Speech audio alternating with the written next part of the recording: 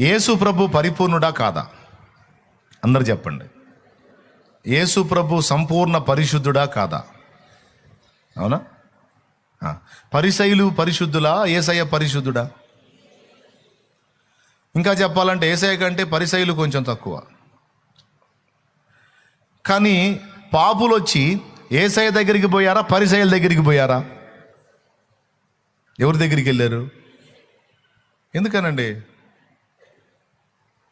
మరి పరిసయ్యుల దగ్గరికి ఎందుకు పోలేదు? ఎందుకు పోలేదో తెలుసా? స్వనీతి పరులు. ఇతరుల కంటే వాళ్ళు గొప్ప అనుకుంటారు.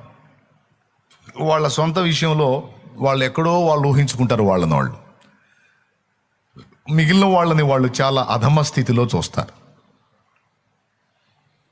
అందుకే వాళ్ళకంటే పరిపూర్ణ పరిశుద్ధుడైనా యేసయ్యలో అలాంటి అతిశయం కనపడలేదు. ఆయన దీనుడుగా ఉన్నాడు. అంతేకాదు పాపులైన పిల్లల్ని చేర్చుకునే కన్న తండ్రిలాగా కనపడ్డాడు. అందుకే ఆయన దగ్గరికి చేరారు. వీళ్ళు దరిద్రులైనా కూడా వీళ్ళ గురించి వీళ్ళ గొప్ప తలంపులు ఉన్నాయి. వీళ్ళు మనుషులను అసహించుకునే నైజం కలిగి ఉన్నారు కనుక పాపులు వీళ్ళ దగ్గరికి వెళ్ళలేదు, పరిసయ్యుల దగ్గరికి. ఎందుకు? మేము గొప్పోళ్ళం, మేము పరిశుద్ధులం, పరిపూర్ణం అని ఒక రకమైన గర్వము, అహంకారం, ఇతరులను చిన్న చూపు చూసే నైజం ఈ దరిద్రుల్లో ఉంది. అందుకే వాళ్ళ దగ్గరికి వెళ్ళాల. యేసు ప్రభు వాళ్ళకంటే కొన్ని కోట్ల రేట్లు ఎక్కువ పరిశుద్ధుడైనా పాపులు ఆయన దగ్గరికి వచ్చి అమాంతం ఆయన్ని హత్తుకోగలిగారు, ఆయన పాదాలు ముద్దాడగలిగారు. ఎందుకో తెలుసా? అంత పరిపూర్ణుడైన ఆయన కనికరం గలవాడుగా ఉన్నాడు. అంత గొప్పోడు ఆయన. అసలు అదే అన్యుడిని మెచ్చుకుంటాడు. శతాధిపతి అన్యుడు తన దాసుడు పక్షవాతంతో బాధపడుతున్నప్పుడు కబురు పెడతాడు శతాధిపతి. అతడు అన్యుడు, కానీ అతనిలో కొంచెం విశ్వాసం కనపడితే ఎంత మెచ్చుకున్నాడో. ఇశ్రాయేల్లోనే ఎంత విశ్వాసం ఉన్నట్టు నేను చూడలేదు. చాలా గొప్పోడు మీ యజమానుడు, పొండి అతని దాసుడు బాగుపడ్డాడు అంట. ఎంత ఘనపరుస్తాడో, ఎంత మెచ్చుకుంటాడో. అసలు ఆయన ఎక్కడా, శతాధిపతి ఎక్కడా, మనం ఎక్కడా? కానీ ఏ కొంచెం మంచి మన నుండి జరిగిన మనల్ని మెచ్చుకొని ముద్దాడుకుంటాడు యేసయ్య. అది ఆయన వ్యక్తిత్వ సౌందర్యం. ఆయన ఏడా, మనం ఏడా? ఆయన పరిపూర్ణతలో మనం ఏ పాటి వారం? కానీ ఆయన మనసు చూడు. ఈ మనసును మనం సాధన చేయాలి. పొరపాటు పడ్డ వాళ్ళని అసహించుకోవటం, తేడా పడ్డ వాళ్ళని దూషించటం, తృణీకరించటం, వాళ్ళని త్రోసేయటం కాదు. వాళ్ళు మన దగ్గరకు వచ్చే ఛాన్స్ మనం ఇవ్వాలి. ఎప్పుడు రాగలరో తెలుసా? ఎప్పుడు రాగలరో తెలుసా? మనం ప్రేమ గల వారిని మనం తృణీకరించాం, మనం అర్థం చేసుకుంటాం, మనం ఆదరించగలుగుతాం అనుకున్నప్పుడే వారు రాగలరు. మన దృష్టికి మనం నీతిమంతులంగా ఉండి ఇతరులను కించపరిచే విధంగా ఉన్న వ్యక్తులమైతే మన దగ్గరికి రావడానికి ధైర్యం చేయరు. ఇప్పుడు ఎలాంటి సౌందర్యం కలిగి ఉండాలి మనం? యేసయ్య లాంటి మనసు మనం సాధన చేయాలి. మనం ఎంత యోగ్యులమైనప్పటికీ, ఎంత క్రమంగా బ్రతుకుతున్నా వాళ్ళే, నేనేదో అట్లా అనుకుంటున్నా కానీ నాకంటే వాళ్ళే గొప్పవాళ్ళు, వాళ్ళే యోగ్యులు, నేనే పాటి వాడిని. ఆయన కృప, ఆయన దయ, అంతకుమించి ఏముంది? విరిగిన అనుభవం దేవునికి ఇష్టం. విరిగిన దానిని లోకంలో ఎవరు కోరుకుంటారు? విరిగిన మనసును వాడుకునే నీతో ఎవ్వరు సరిరారు. హీనులను దీనులను నానులుగా శ్రీమంతులుగా మార్చగలిగిన మంచి దేవుడవు నీవే యేసయ్యా. నీవు లేకపోతే నా బ్రతుకే లేదయ్యా, నువ్వు చేరదీయపోతే. ప్రియమైన బిడ్డలారా, మనందరిలో ఈ తత్వం ఉండాలి. తొట్టుపడ్డ బిడ్డలను ఆదరించాలి. తేడబడ్డావులే సోదరి, దేవుని వైపు తిరుగు, దేవుడు క్షమిస్తాడు లేబ్బా. మనలో నీతి పరిపూర్ణలు ఎవరున్నావు? బలహీనలో శోధించబడ్డావు, కానీ అక్కడే ఉండుకో. దేవుడు నిన్ను ఇంకా ప్రేమిస్తున్నాడు, నీకోసం చూస్తున్నాడు. తండ్రి వైపు తిరుగు, దేవుని పాదాలు ఆశ్రయించు. నేను నిన్ను నిందించను, నేనే కాదు, ఏ నరుడు నిందించడానికి లేదు. నీతిమంతుడు లేడు, ఒక్కడు లేడు అన్నది లేఖనం. తిప్పుకో, సరి చేసుకో, దిద్దుకో. నా తండ్రి ఇంకా నిన్ను ప్రేమిస్తున్నాడు అను. నువ్వు పడ్డవాడు లెగుస్తాడు, తేడా పడ్డవాడు దిద్దుకొని తిరిగి బాగుపడతాడు. లేకపోతే అలా కాకుండా అంత పని ఎట్లా చేసావు, ఎట్లా చేసావు, ఎట్లా చేసావు, అందుకే నీ వలన ఇదైపోతుంది, నీకు లేదు అన్నావు అనుకో, వాళ్ళు ఇక లేవలేరు పడ్డ దగ్గర నుంచి. పడ్డవాళ్ళని లేపాలి అంటే పరిసయ్య నీతి కాదు చూపించాల్సింది, యేసయ్య నీతి. స్పష్టంగా అర్థమైందా మీకు? అర్థమైందా? ఎంతమందికి అర్థమైంది? చేతులు ఎత్తండి.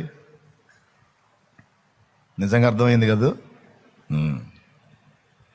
రెండవ దోషం ఏబులో ఎంత పెద్ద లోపమో చూడండి. పరిసయ్య నీతి కనపడుతుంది.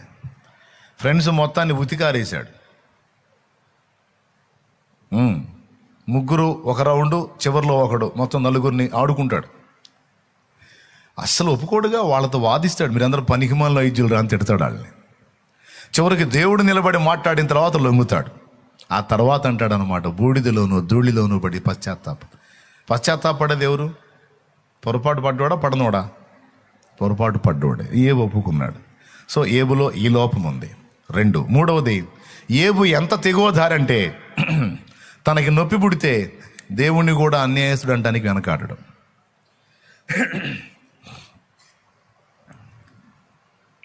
అంత తెగువన్నట్టు మనకు కనపడదు, కానీ చేశాడు. ఫ్రెండ్స్తో వాదిస్తాడు. అట్లయితే సర్వశక్తుడగు వాడు నాకు అన్యాయం చేశాడు అంటాడు. మీరు ఇంతసేపు మాట్లాడుతున్నారు కదా, చూడు ఎన్నెన్ని మాట్లాడినాడు దేవుణ్ణి. 30వ అధ్యాయము 21వ వచనం చూడు.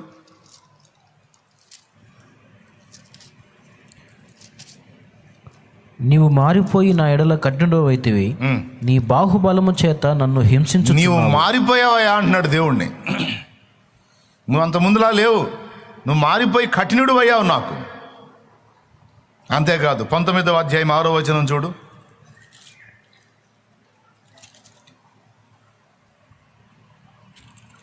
అలాగైతే దేవుడు నాకు అన్యాయము చేసిననియు, చాలు, తన వలలో నన్ను చిక్కించుకొనిననియు మీరు తెలుసుకొనుడి.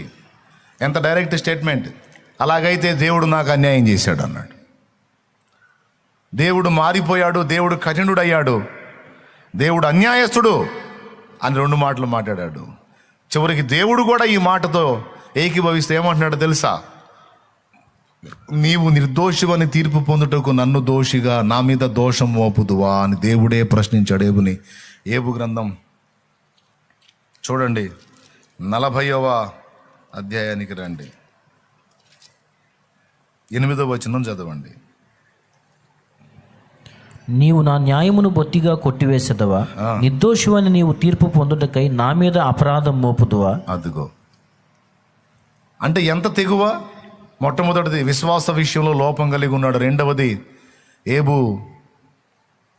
మనుషుల ముందే కాదు దేవుని ముందు కూడా తాను నీతిమంతునిగా చూపించుకోవడానికి ప్రయత్నం చేశాడు. 2, తన పక్షాన తనే దేవునితో వాదించడానికి నిలబడ్డాడు. మూడవది, ఇందును బట్టి దేవుణ్ణి అన్యాయస్తుడు అంటానికి వెనుతీయలేదు, దేవుడే మారిపోయాడట. నువ్వు మారిపోయావా నువ్వు? చూడు అసలు ఎంత మాట. నువ్వు అంతకుముందు కరుణ కలిగి ఉన్నావు, కానీ ఇప్పుడు నువ్వు మారిపోయి కఠినుడు అయిపోయావు. నువ్వు కాఠిన్యం వచ్చేసింది నీలోకి. చివరికి దేవుడే ప్రశ్నిస్తున్నాడు, నీవు నిర్దోషివని తీర్పు పొందుటకు నా మీద అపరాధము మోపుదువా అన్నాడు. ఇది దేవుని నిందించుట. ఇప్పుడు చెప్పండి, ఈ 3 మేజర్ దోషాలా మైనర్ దోషాలా? ఏం దోషాలు? ఈ మేజరా మైనరా? మీరు చెప్పండి పెద్దగా. మీ దృష్టికి ఎట్లా కనపడుతున్నాయి? చిన్నలా కనపడుతున్నాయా? ఒకవేళ ఇవి చిన్నలా కనపడి దేవుడు వదిలేసేవాడు, ఏబుని ఉతికి ఆరేసేవాడు కాదు. ఈ 3 నుంచి ఏబుని విడిపించడానికి, ఆ పరిసయ నీతి నుంచి ఏబుని విడిపించడానికి ఒక రేంజ్లో ఉతికి ఆరేయాల్సి వచ్చింది ఏబుని. అందుకే అంత తోముడు పెట్టాడు. పెట్టి ఇదంతా శుద్ధి చేసి మళ్ళా 2 ఏబును దీవించాడని కూడా రాయించాడు. అంటే చాకిరం ఎందుకు పెట్టాడు దేవుడు? ఏబుకి చాకిరం అంటే మీకు తెలుసా? కొన్ని వస్త్రాలకి మురికి పోవాలంటే నీళ్ళలో ఉడకబెడతారు, చాకిరేవులో తీసుకెళ్ళి చాకిరం పెడతారు, బాగా ఉడకబెట్టి ఉతిక, అప్పుడు కానీ అవి బావు అన్నమాట. కొన్ని రకాల బట్టల మీద పడ్డ మరకలు. అట్లా ఏబుని ఒక రేంజ్లో ఉతికాడు. ఎందుకు ఉతకాల్సి వచ్చింది మనకు అర్థమైంది. సాతాను దేవుడు ఇద్దరు పందెం పెట్టుకొని పాపం నిరపరాధైన ఏబును ఉతికారేశారే, ఏబు జీవితంతో ఆడుకున్నారే అన్నట్టు ఉంటుంది. దేవుడంత పిచ్చోడా, దేవుడంత అమాయకుడా? ఆ దరిద్రుడితో పందెం పెట్టుకొని నిర్దోషైన వాడిని శిక్ష గురి చేస్తాడా? కాదు కాదు. అంతరార్థం వేరుగా ఉంది. ఏబును ఉతకాల్సిన అవసరం ఉంది. లేకపోతే ఏబు మొత్తంగా ఎంత గొప్ప భక్తుడు, న్యాయవంతుడు, యథార్థవంతుడు, భయభక్తులు కలిగిన వాడు తేడా పడే అవకాశం ఉంది. అసలు దేవుని రాజ్యానికే చేరని పరిస్థితి ఉంది. అందుకే ఏబుకు కనువిప్పు కలిగించడానికి ప్రతికూలతలను అనుమతించి ఏబుని విర్రగొట్టి నల్లగొట్టి పశ్చాత్తాపడేటట్టు చేసి దీవించాడు. కానీ సాతాను దేవుని ముందుకు వచ్చినప్పుడు ఏబు విషయంలో ఒక్కటి కూడా పట్టించలా. ఈ మేజర్ మిస్టేక్స్ 3 ఒక్కటి కూడా చెప్పలా వాడికి. ఇది తండ్రి తత్వం. కొడుకు దగ్గర ఉన్న లోపాలు, కూతురు దగ్గర ఉన్న లోపాలు ఏవో తండ్రికి తెలుసు, కడుపులో పెట్టుకుంటాడు, దాచిపెట్టుకుంటాడు. కానీ అవతల వాళ్ళకి అపవాదులు మోపడానికి పట్టించడు. దేవునికి మహిమ. నాకు ఆయన ఆ తండ్రి తత్వం, ఆయన మనస్తత్వం ఆలోచించినప్పుడు చాలా సంతోషం, కన్నీళ్ళు కూడా వస్తాయి. ఆయన దాచిపెట్టుకున్నాడు మనని. కొడుకులపై తండ్రి జాలి పడు విధమున భక్తి పరుల ఎడల జాలి పడును దేవుండు. పాడండి. కొడుకులపై తండ్రి జాలి పడు విధమున భక్తి పరుల ఎడల జాలి పడును దేవుండు. తన భక్తి పరుల ఎడల జాలి పడును దేవుండు. ఆ కారణము సంస్కృతి చెయ్యవే మనసా శ్రీమంతుడగుయే ఓవ సంస్కృతి చెయ్యవే మనసా. దేవునికి మహిమ. పడమటికి తూర్పెంత ఎడమో పాపమునకు మనకునంత ఎడము కలుగా చేసి ఉన్నాడు. మన పాపములను తొలగిస్తాడు, మన లోపములను దాచిపెట్టుకుంటాడు. పట్టీడు. అందుకే దాచిపెట్టుకునే దేవుడుగా ప్రత్యక్షమయ్యాడు నాకు.